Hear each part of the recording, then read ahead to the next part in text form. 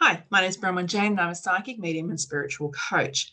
Who loves oracle cards? Me.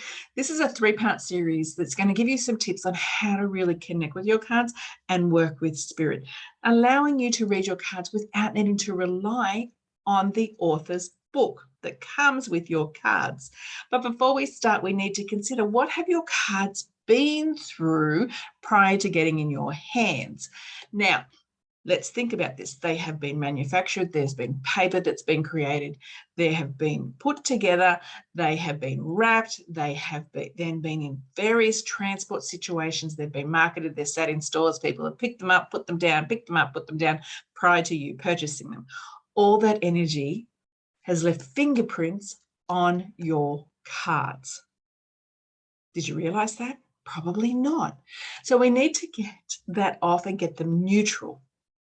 So we can use our traditional smoking methods. So you would have heard of these before for other things.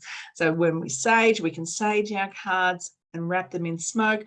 We can Palo Santo, we can use incense. We can even do a prayer or intention to remove the energy off them so they're neutral, so we can then start to put our energy on them.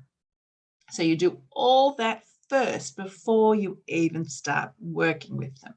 Now, we assume that that is done. Now we need to get to know our cards. So we need to caress them. Who thought? Caress our cards, then take them individually and do the same thing. Hold them to your heart space and connect with your card. Welcome your card into your world. Put your energy on your card. And we do this for each card. We do the same thing. We will caress every edge of our card. And then we will touch both sides, hold it to our heart, and thank them for being part of our world, for being that bridge to the spirit world, to allow us to work with spirit, to be able to facilitate clear, concise messages for ourselves, or even maybe our family members. And we will just continue to do this to get to know our cards before we even start working with them. So spend some time getting to know your cards before you start working with them. Clear the energy and get them into a neutral space. I look forward to sharing more tips with you in video 2 and 3 of this series.